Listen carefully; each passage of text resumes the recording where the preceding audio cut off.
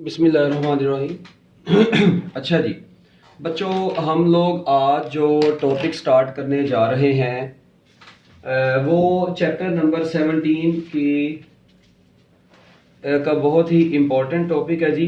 ठीक है, आप लोगों ने बड़े अच्छे तरीके से इसको ध्यान से समझना है। हम लोग आज के इस लेक्चर में ये देखेंगे कि किसी भी जो मैग्नेटिक सब्सटेंसेस हैं, मैग्नेटिक मटेरियल्स हम लोग पढ़ते हैं। ठीक है, मैग्नेटिक प्रॉपर्टीज़ की बेस के ऊपर सॉलिड्स को 3 हिस्सों में डिवाइड किया गया। वो आपको याद होगा, फेरोमैग्नेटिक सब्सटेंसेस हम पढ़ते हैं यहाँ पर, paramagnetic, diamagnetic.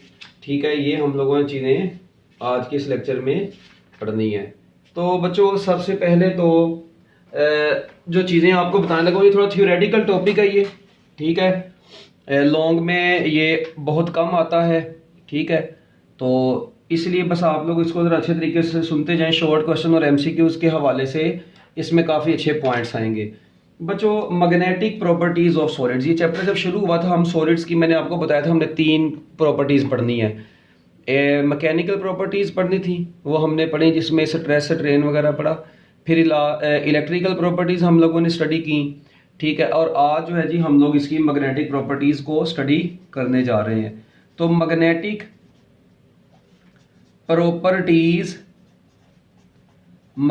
Properties of solids में बच्चों सबसे इंपॉर्टेंट चीज ये है कि what is origin of magnetism. Magnetism का ओरिजिन क्या है, सबसे पहले तो आपको ये पता होना चाहिए। बच्चों देखिए, आपको पता है कि किसी भी एटम में ना, ठीक है जी, आपको पता है किसी भी एटम में, ठीक है, आपको पता है जी ये न्यूक्लियस है। न्यूक्लियस के बाहर बच्चों शेल्स होते हैं, आपको पता है ऑर्बिट्स में, इनमें इलेक्ट्रॉन्स होते हैं जो रिवॉल्व कर रहे होते हैं। तो बच्चों ये जो इलेक्ट्रॉन रिवॉल्व कर रहा होता है, actually it is a moving charge. Actually it is a moving charge. बच्चों ये एक मूविंग चार्ज है। ठीक है, ये इलेक्ट्रॉन क्या है, मूविंग चार्ज है। अब ये चार्ज बच्चों जब भी मूव करेगा तो आपको पता है इस मूविंग चार्ज की वजह से क्या आ जाता है, एक करंट प्रोड्यूस होता है। हमेशा चार्ज जब भी मोशन में होता है बच्चों, उससे क्या प्रोड्यूस होता है, करंट प्रोड्यूस होता है। और बच्चों आपको पता है कि यही मूविंग चार्ज जो होता है ना बच्चों, इसी मूविंग चार्ज की वजह से ही मैग्नेटिक फील्ड होती है सर्किट में। याद रखना, आप लोगों ने वो याद है, magnetic field due to current carrying solenoid का टॉपिक पढ़ा था। Current flowing through a conductor पढ़ा था। Magnetic field current carrying conductor की जो आप लोगों ने पढ़ी थी। तो बच्चों जब भी मूविंग चार्ज होगा किसी भी एटम के न्यूक्लियस के अंदर, मूविंग चार्ज होता है। अब ये जो चार्ज होता है ना बच्चों, ये 2 तरह की मोशन कर रहा होता है, आपको पता होना चाहिए। ये इलेक्ट्रॉन जो होता है ये ऑर्बिटल मोशन में भी होता है, और बच्चों आपको पता है ये अपने एक्सिस के गिर्द स्पिन भी कर रहा होता है, इसकी स्पिनिंग मोशन भी होती है। कोई भी इलेक्ट्रॉन जब भी न्यूक्लियस के गिर्द बच्चों रिवॉल्व करता है पर्टिकुलर ऑर्बिट में, तो उसकी स्पिनिंग मोशन भी होती है और उसकी ऑर्बिटल मोशन भी होती है। तो याद रखना है बच्चों आप लोगों ने कि ये स्पिनिंग एंगुलर मोमेंटम और ऑर्बिटल एंगुलर मोमेंटम इसका होता है जस्ट लाइक अर्थ। जिस तरह अर्थ जमीन है, आपको पता है वो अपने एक्सिस के गिर्द भी रिवॉल्व करती है और सूरज के गिर्द भी गिरे लगाती है ना, इसी तरह इलेक्ट्रॉन। तो इलेक्ट्रॉन की ये जो स्पिनिंग और ऑर्बिटल मोशंस है ना, इन स्पिनिंग मोशन और ऑर्बिटल मोशन से मैग्नेटिक फील्ड बनती हैं। ठीक है, तो ओवरऑल किसी भी एटम के गिर्द फिर हमने ये रिजल्ट निकाला कि जो मैग्नेटिज्म होती है वो एक मूविंग चार्ज की वजह से होती है, मूविंग चार्ज की वजह से एग्जिस्ट करती है। ये तो कहानी अभी आगे जाके देखते हैं बच्चों। शुरू में ये चीज को ऑब्जर्व किया गया कि जो लॉन्ग बार मैग्नेट है आपके पास,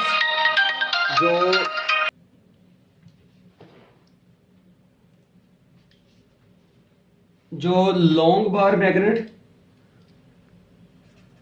लॉन्ग बार मैग्नेट, ठीक है जी बच्चों, और long current carrying solenoid and long, आप लोग अपनी किताब में भी ये डायग्राम देख सकते हैं, लॉन्ग करंट कैरिंग सोलेनाइड।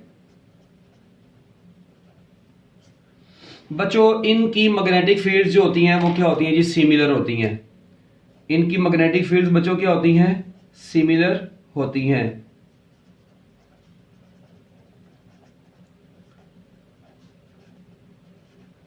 ठीक है जी, सिमिलर मैग्नेटिक फील्ड रखते हैं ये एक दूसरे की। इसी तरह लॉन्ग बार मैग्नेट और जिस तरह करंट कैरिंग सोलेनाइड है, लॉन्ग करंट कैरिंग सोलेनाइड, इनकी सिमिलर मैग्नेटिक फील्ड होती है। ठीक है, इसी तरह बच्चों एक शॉर्ट बार मैग्नेट होता है, शॉर्ट बार मैग्नेट, ये शुरू में आपकी किताब में बच्चों ये सारी बातें लिखी हैं। And single loop of wire, and single loop of the wire they have similar magnetic fields. बच्चों इनकी भी क्या होती हैं, सिमिलर मैग्नेटिक फील्ड्स होती हैं। अच्छा, यानी इन दोनों की आपस में मैच करती हैं, इन दोनों की आपस में मैच करती हैं। आप लोग बुक में डायग्राम में भी देख सकते हैं बच्चों, जो लॉन्ग बार मैग्नेट है उसकी मैग्नेटिक फील्ड मैं यहां पर ड्रॉ नहीं कर रहा, ठीक है, मैं आपको बुक से ही दिखा देता हूं ताकि आप लोग इसको अच्छे तरीके से समझ लें। पेज नंबर है जी ये आपकी बुक का,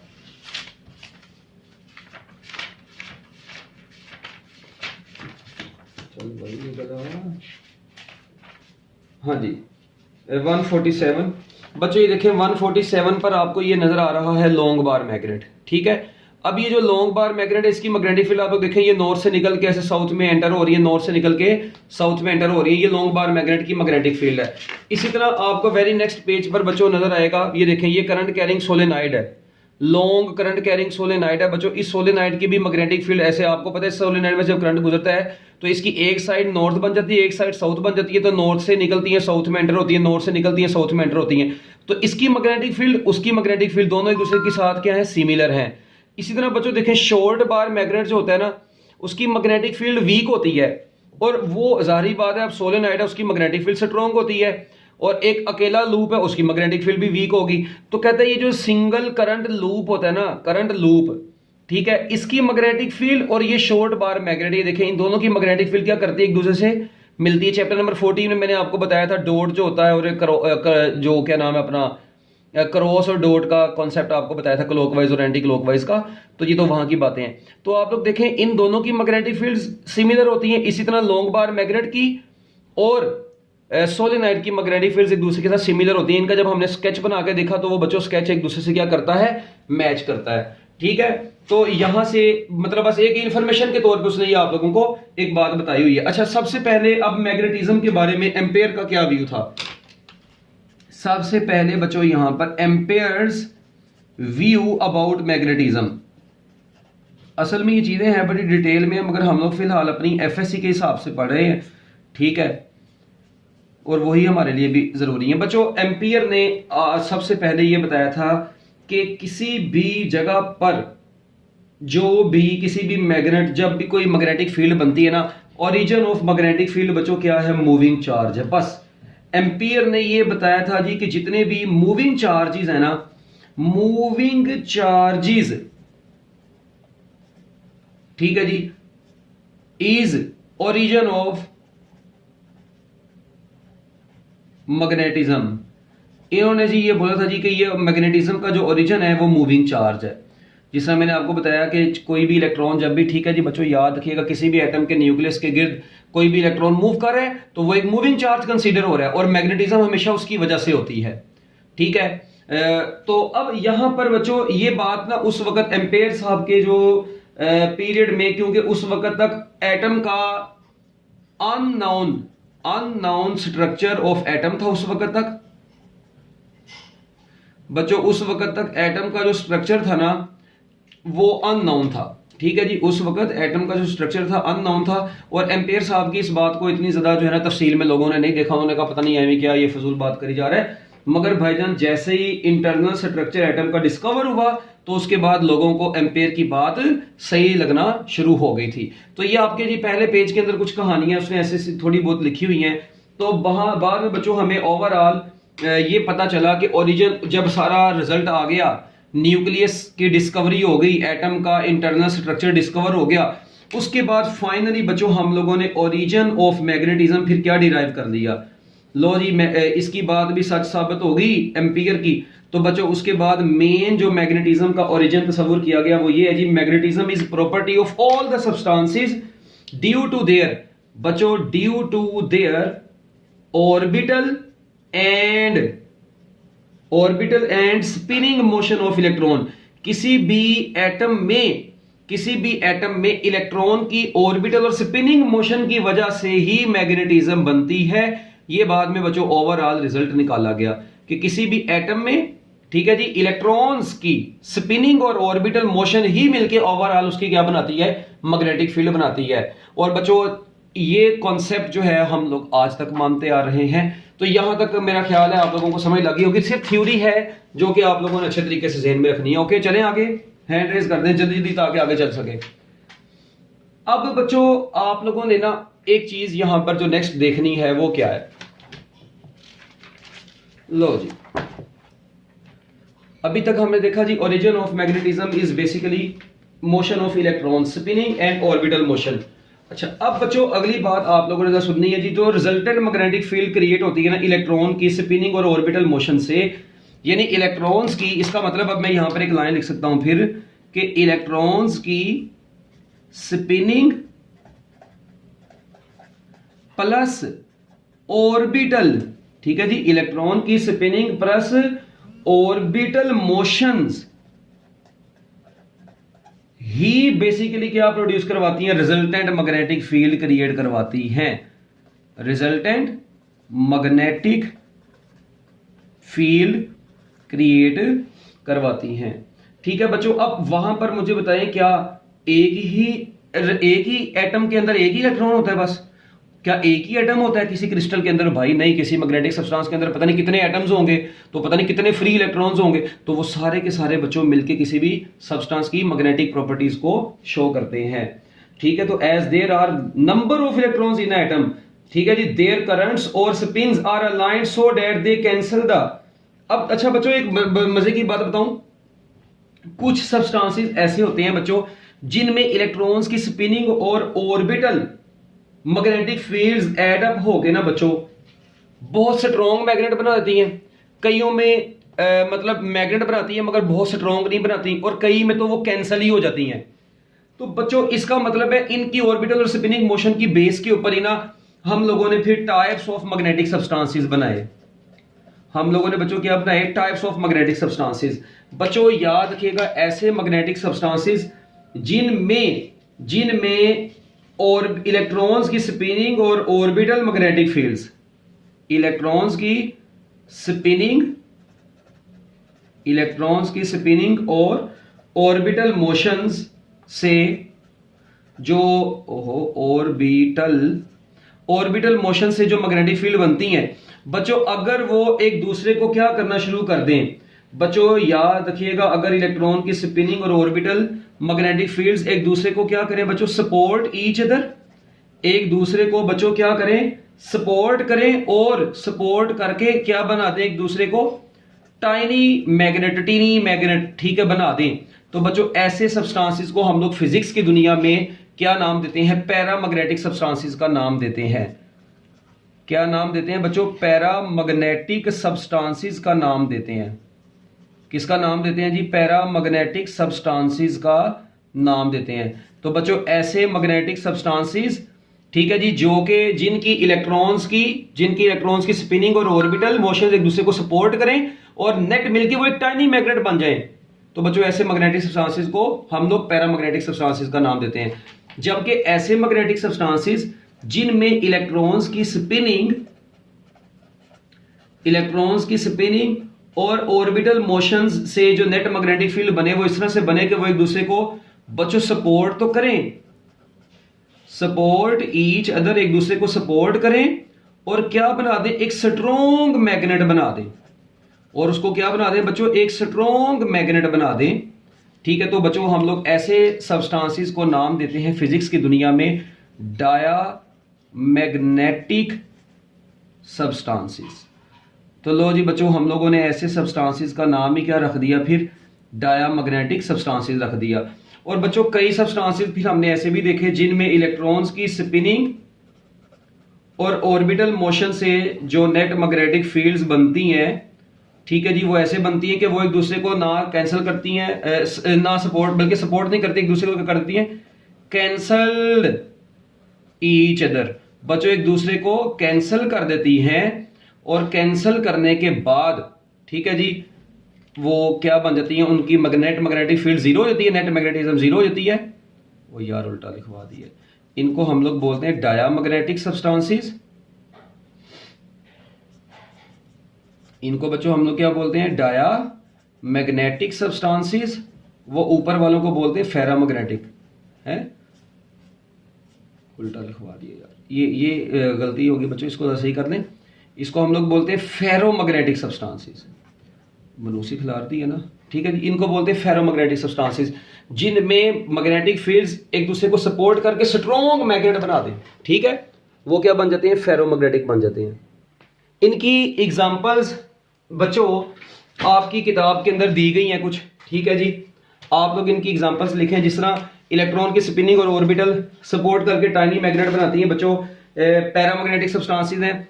पैरामैग्नेटिक सब्सटेंसेस की एग्जांपल में एल्यूमिनियम आता है, प्लाटिनम आता है, वगैरह वगैरह, मैंगनीज, ठीक है जी। 2 एग्जांपल बस आप लोगों ने दे देनी है। उसके बाद जो फेरोमैग्नेटिक सब्सटेंसेस होते हैं बच्चों, इनमें आयरन आता है, निकल आता है, कोबाल्ट आता है, बिस्मथ आता है, ठीक है जी। बिस्मथ आता है, एंटीमनी वगैरह वगैरह। ये सारे के सारे बच्चों मिलके क्या बनाते हैं? यानी ये सारे के सारे फेरोमैग्नेटिक सब्सटेंस की एग्जांपल्स हैं। जबकि डायामैग्नेटिक सब्सटेंसेस की एग्जांपल्स में, ठीक है जी, डायामैग्नेटिक में खल उल्टा लिखवा दिया ये भी यार तुम लोगों ने। डायामैग्नेटिक में कॉपर आता है, बिस्मथ, एंटीमनी, वाटर के एटम्स ये इसमें आते हैं, ये डायामैग्नेटिक में आते हैं। और आयरन, निकल, कोबाल्ट, ठीक है जी, एल्निको, ठीक है, आयरन, निकल, कोबाल्ट, एल्निको इसमें आता है। इसके अलावा ये आपकी बुक में भी लिखा हुआ है, आयरन एल्निको क्या है जी? आयरन, एल्यूमिनियम, निकल, कोबाल्ट एलॉय है, ठीक है। क्रोमियम डाइऑक्साइड वगैरह वो सारे के सारे बच्चों फेरोमैग्नेटिक सब्सटेंसेस में आते हैं। मगर हम लोग जो यहाँ पर मेजर फेरोमैग्नेटिक सब्सटेंस पढ़ेंगे वो सिर्फ और सिर्फ आयरन पढ़ेंगे। अच्छा जी बच्चों, यहाँ तक अभी तक मैंने आप लोगों को जो बातें बताई हैं वो क्या बताई हैं? बस मैंने आपको ये बताया कि मेन मैग्नेटिज्म का ओरिजिन जो है किसी भी एटम के अंदर इलेक्ट्रॉन्स की स्पिनिंग और ऑर्बिटल मोशन है।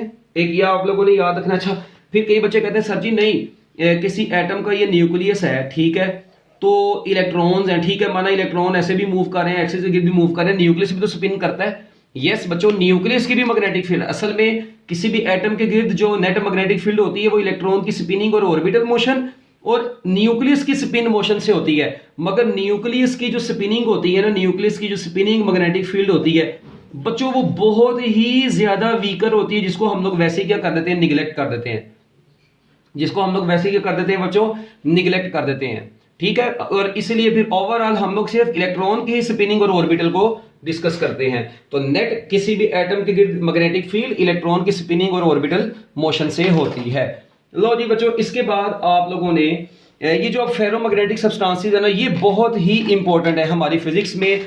आपको पता है इनकी इंपॉर्टेंस बहुत ज्यादा है। ये great interest of electrical engineers होते हैं जी। इट है they have great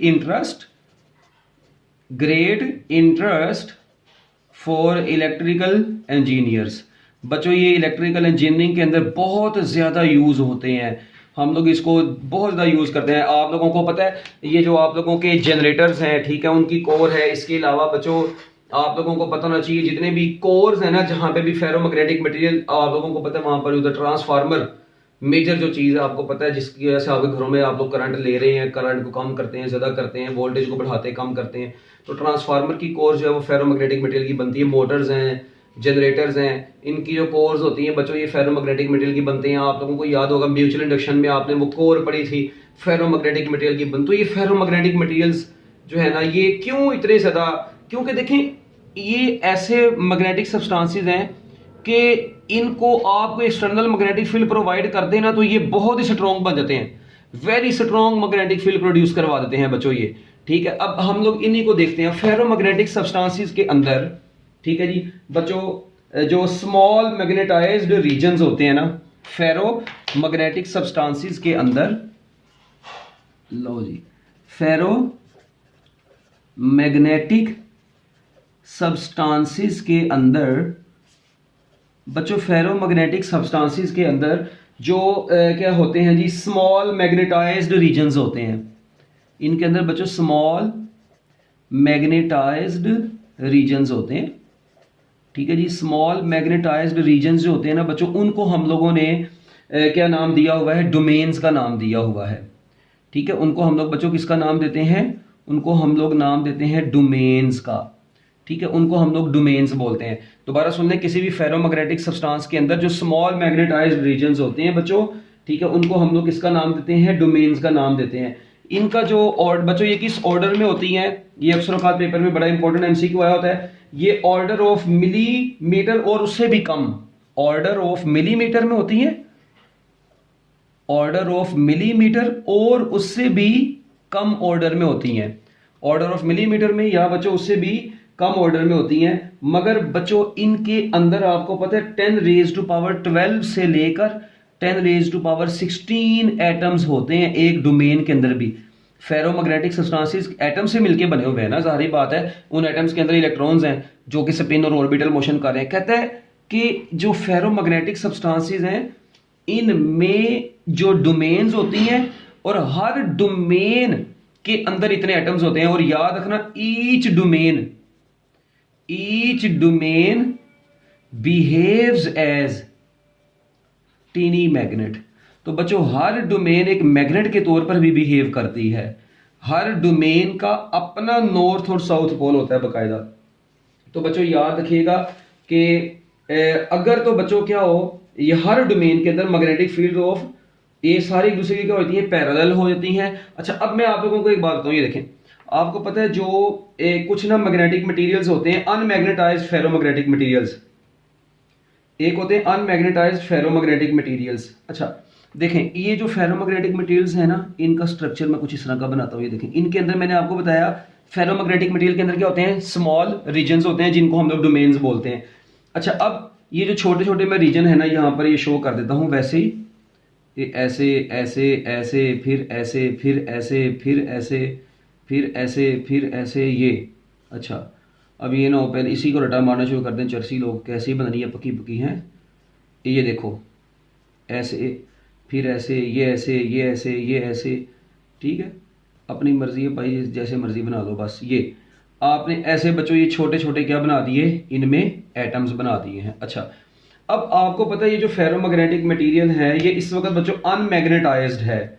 magnetic domains इनमें आपको पता है हर डोमेन मैंने बताया वेक्टर के तौर पे बिहेव करती है, और हर डोमेन का बच्चों अपना एक वेक्टर होगा। ऐसे ऐसे कोई ऐसे कोई ऐसे कोई ऐसे, इनके वेक्टर्स हैं बच्चों इस तरह से जो कि अरेंज हुए हुए हैं। ठीक है, ऐसे ये वेक्टर सारे अरेंज हुए हुए हैं।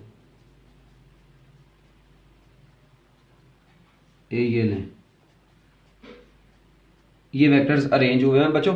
अच्छा, अब देखें पता क्या कहा जाता है, ये बात सुनिएगा कि इन एन आयरन सैंपल, ये चीज देखी गई कि आयरन के सैंपल में जितनी भी डोमेन्स है ना बच्चों, वो ओरिएंटेड होती हैं ऐसे डिसऑर्डर वे में कि नेट मैग्नेटिक इफेक्ट इनका क्या बन जाता है बच्चों, जीरो बन जाता है। ये बड़ी इंपॉर्टेंट चीज मैं अब आपको बताने लगा बच्चों। आयरन के सैंपल में ये चीज देखी गई कि जितने भी ये जो नेट मैग्नेट आपको आ रहे हैं छोटे छोटे मैग्नेट नजर, इनको मैग्नेटिक डाइपोल्स एक्चुअली बोलते हैं हम लोग बच्चों। हर डोमेन अपना नॉर्थ और साउथ पोल बनाती है ना, तो वो जो हर डोमेन का अपना नॉर्थ और एक साउथ पोल बनता है ना बच्चों, तो वो बेसिकली किसके तौर पर बिहेव करता है, ये देखें नॉर्थ टू साउथ। ऐसे हर डोमेन जो होती है ना बच्चों उसका एक वेक्टर है जिसको हम लोग नॉर्थ टू साउथ, आपको पता है मैग्नेटिक फील्ड की डायरेक्शन होती है उससे शो करते हैं। तो हर आयरन के अंदर ये देखा गया कि हर डोमेन बच्चों, अभी मैंने इसको कोई एक्सटर्नल मैग्नेटिक फील्ड अप्लाई नहीं की, इनकी डोमेन्स के अंदर जितने भी मैग्नेटिक डाइपोल्स हैं बच्चों, ये सारे के सारे इस तरह से अरेंज होते हैं कि इन तमाम डाइपोल्स को बच्चों जब वेक्टर एडिशन के मुताबिक ऐड किया हमने बच्चों, क्योंकि मैग्नेटिक फील्ड एक वेक्टर क्वांटिटी है, वेक्टर एडिशन के मुताबिक ऐड किया तो बच्चों नेट मैग्नेटिज्म इसकी भी क्या आई, जीरो आई। अच्छा, अब हालांकि इसके अंदर डोमेन्स हैं तो ठीक है भाई, फेरोमैग्नेटिक मटेरियल तो है। हाँ, इसको फेरोमैग्नेटिक फिर क्यों बोला, इसकी मैग्नेटिज्म तो जीरो होगी। बच्चे कहते हैं सर इसको फिर फेरोमैग्नेटिक क्यों बोला। ओ भाई, डायामैग्नेटिक जो होते हैं ना, आपको पता है उनके अंदर से तो वो तो मैग्नेटिक फील्ड से रिपेल होते हैं, ठीक है ना, उनके अंदर तो मतलब ऐसी कोई चीज ही नहीं ना है। ये आयरन के अंदर भी मैग्नेटिज्म नेट जीरो आ रही है, मगर आयरन को बच्चों जैसे ही आप लोग एक्सटर्नल मैग्नेटिक फील्ड प्रोवाइड करते हैं ना, ये बड़ी इंपॉर्टेंट चीज है बच्चों, इसी को आप लोग क्या प्रोवाइड करते हैं, प्रोवाइड एक्सटर्नल मैग्नेटिक फील्ड। अच्छा, जैसे ही आप लोग इस आयरन को बच्चों एक्सटर्नल मैग्नेटिक फील्ड प्रोवाइड करते हैं तो इससे अच्छा पावरफुल मैग्नेट कोई नहीं बनता। तो बच्चों ये क्या बन जाता है, it becomes a powerful magnet. तो बच्चों ये फिर एक पावरफुल मैग्नेट बन जाता है और इसी वजह से हम लोग इसको इलेक्ट्रोमैग्नेट भी बोलते हैं। क्योंकि इलेक्ट्रोमैग्नेट आपने पढ़ा था ना, वही होता है ना जिसके अंदर से करंट गुजरे, जिसको इलेक्ट्रिक फील्ड अप्लाई करें, जिसके अंदर से करंट गुजरे और मैग्नेट बन जाए, करंट ना गुजर रहा हो तो वो डीमैग्नेटाइज हो जाए। तो बच्चों जब आयरन की डोमेन्स इस तरह से अलाइन हुई होती हैं कि नेट मैग्नेटिक फील्ड इनकी नेट मैग्नेटिज्म जीरो होती है, मगर जैसे एक्सटर्नल मैग्नेटिक फील्ड प्रोवाइड करते हैं तो ये एक बड़ा स्ट्रॉन्ग मैग्नेट बन जाता है। और इसलिए बच्चों हम लोग बोलते हैं कि आयरन बेसिकली फेरोमैग्नेटिक मटेरियल में ही आता है, क्योंकि फेरोमैग्नेटिक मटेरियल, क्योंकि ये very strong magnetic field produce करवा सकता है। इस बेस पे हमने बच्चों इसको फिर क्या नाम दिया हुआ है कि actually it is a ferromagnetic material. तो ये बच्चों एक इंपॉर्टेंट शॉर्ट क्वेश्चन भी है कि जी आयरन की नेट मैग्नेटिज्म जो जब अनमैग्नेटाइज्ड होता है ये तो जीरो होती है ना इसकी, तो फिर इसको फेरोमैग्नेटिक क्यों बोलते हैं, क्योंकि जब इसको electric magnetic field external provide करते हैं सबसे स्ट्रॉन्ग मैग्नेटिक फील्ड बनाने वाला ये है अपना आयरन, इसलिए हम लोग बोलते हैं बच्चों ये फेरोमैग्नेटिक मटेरियल है। एक ये बात थी यहाँ पर काम की। उसके बाद में कुछ मैग्नेटिक मटेरियल्स होते हैं बच्चों जो डोमेन्स के लिहाज से सॉफ्ट होते हैं, ठीक है, यानी domains in soft magnetic materials और domains in hard magnetic materials. बच्चों मैग्नेटिक मटेरियल्स दो तरह के हैं, बस 5 मिनट का है और सिर्फ थ्योरी थी बच्चों, ये आप लोगों ने अपनी टेक्स्ट बुक के मुताबिक इसको याद करनी है। मैंने कोशिश तो की है कि मैं आपको बुक की एक लाइन बता दूं, ठीक है। मैग्नेटिक मटेरियल्स बच्चों हम लोग दो तरह के डील करते हैं, एक होते हैं सॉफ्ट मैग्नेटिक मटेरियल्स और बच्चों एक होते हैं हार्ड मैग्नेटिक मटेरियल्स। अच्छा, जो सॉफ्ट मैग्नेटिक मटेरियल्स होते हैं बच्चों वो क्या होते हैं, देखिए iron is best example of soft magnetic material, जबकि हार्ड मैग्नेटिक मटेरियल्स की बेस्ट एग्जांपल में आता है बच्चों steel. Steel is a hard magnetic material, iron is a soft magnetic material. बच्चों अगर आप लोग इनको एक्सटर्नल, ये ऐसे होते हैं सॉफ्ट मैग्नेटिक मटेरियल्स कि आप लोग इनको एक्सटर्नल मैग्नेटिक फील्ड अप्लाई करें, ठीक है, तो ये फुल मैग्नेट बन जाएंगे, ठीक है जी। इनकी सारी की सारी डोमेन्स अलाइन हो जाएंगी जब इनको एक्सटर्नल मैग्नेटिक फील्ड प्रोवाइड की जाएगी, और जब मैग्नेटिक फील्ड रिमूव की जाएगी तो ये दोबारा अपनी ओरिजिनल पोजीशन पर वापस चली जाएंगी। यानी डोमेन्स फुल अलाइन हो जाएंगी और डोमेन्स फुल डी अलाइन हो जाएंगी, यानी अपनी जगह पर चली जाएंगी, या ये कह लें, ठीक है। जब मैग्नेटिक फील्ड प्रोवाइड करेंगे, जब मैग्नेटिक फील्ड आप लोग क्या करेंगे प्रोवाइड करेंगे, या जब आप लोग मैग्नेटिक फील्ड को क्या करेंगे रिमूव करेंगे। तो बच्चों याद रखिएगा, जब मैग्नेटिक फील्ड को रिमूव करते हैं तो सारी की सारी डोमेन्स डी अलाइन हो जाती हैं, मैग्नेटिक फील्ड देते हैं तो स्ट्रॉन्ग मैग्नेटिक फील्ड बना देते हैं ये। तो बच्चों लिहाजा इसलिए इनको सॉफ्ट बोलते हैं, यानी इजीली मैग्नेटाइज और इजीली डीमैग्नेटाइज। सादा अल्फाज में मैं ये भी बोल सकता हूं कि ऐसे मैग्नेटिक मटेरियल्स जो इजीली मैग्नेटाइज और डीमैग्नेटाइज होते हैं, ऐसे मैग्नेटिक मटेरियल्स को हम लोग क्या नाम देते हैं बच्चों, सॉफ्ट मैग्नेटिक मटेरियल्स का नाम देते हैं। मगर बच्चों ऐसे मैग्नेटिक मटेरियल्स भी हैं जो कि जिनकी domains can not be easily oriented, ऐसे मैग्नेटिक मटेरियल्स जिनकी domains can not be easily oriented, जिनकी मैग्नेटिक फील्ड बच्चों इजीली ओरिएंटेड नहीं होती, on applying external magnetic field. External magnetic field apply करने पर उनकी मैग्नेटिक फील्ड बच्चों क्या होती हैं जी, मुकम्मल फिर भी अलाइन नहीं होती। और बच्चों अगर एक बार अलाइन हो भी जाएं तो बच्चों फिर वापस डी अलाइन नहीं होती। और बच्चों सपोज करें वंस अलाइन, बच्चों अगर एक मरतबा ये अलाइन हो गई, ठीक है जी, तो बच्चों फिर ये can not retain their positions, ठीक है जी। फिर ये बच्चों अगर ये देखें एक मरतबा अलाइन होगी फिर उसके बाद कैन नॉट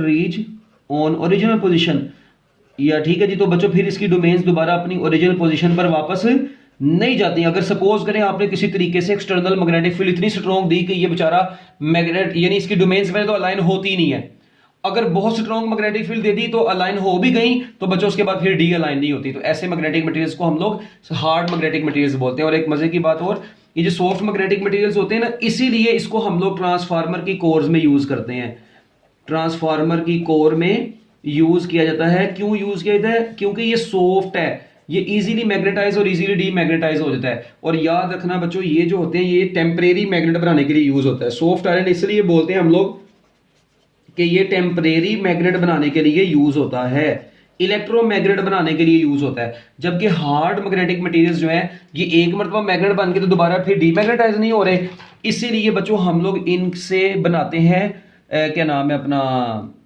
ये तो हार्ड मैग्नेटिक मटेरियल है, तो बच्चों ये बनाता है टेम्परेरी मैग्नेट। इससे हम लोग इसलिए यूज करते हैं परमानेंट मैग्नेट बनाने में। इसको हम लोग बच्चों किस में यूज करते हैं, परमानेंट मैग्नेट बनाना हो तो परमानेंट मैग्नेट बनाने के लिए बच्चों हम लोग इनको यूज करते हैं, स्टील को यूज करते हैं, हार्ड मैग्नेटिक मटेरियल।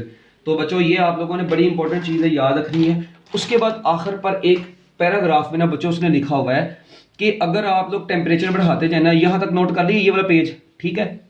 अच्छा एक बात, अगर आप लोग बच्चों किसी पैरामैग्नेटिक मटेरियल का, सॉरी पैरामैग्नेटिक कह रहा हूँ, फेरोमैग्नेटिक सबसे स्ट्रॉन्ग मैग्नेटिक फील्ड प्रोड्यूस करवाने वाले, यस, अगर आप लोग किसी फेरोमैग्नेटिक मटेरियल को हीट करना शुरू कर दें, FMM लिख रहा हूं, फेरोमैग्नेटिक मटेरियल को आप लोग बच्चों ये करना शुरू कर दें, हीट करना शुरू कर दें। जब आप लोग बच्चों इसको हीट करेंगे तो इससे थर्मल वाइब्रेशंस होंगी। क्या होंगी बच्चों, इसकी थर्मल वाइब्रेशन से क्या होगा, जब आप लोग बच्चों हीट अप करते हैं ना फेरोमैग्नेटिक मटेरियल्स को, तो बच्चों इनको हीट करने से क्या होता है, इनकी जो ऑर्डरलीनेस है ना डोमेन्स में वो डिस्टर्ब हो जाती है। ठीक है जी, इनकी जो ऑर्डरलीनेस है वो बच्चों क्या हो जाती है, डिस्टर्ब हो जाती है। क्या हो जाती है जी, वो डिस्टर्ब हो जाती है। इनका जो ऑर्डर है वो डिस्टर्ब हो जाता है, और इनका ऑर्डर बच्चों डिस्टर्ब होने की वजह से ये अपने डोमेन्स को खो बैठते हैं।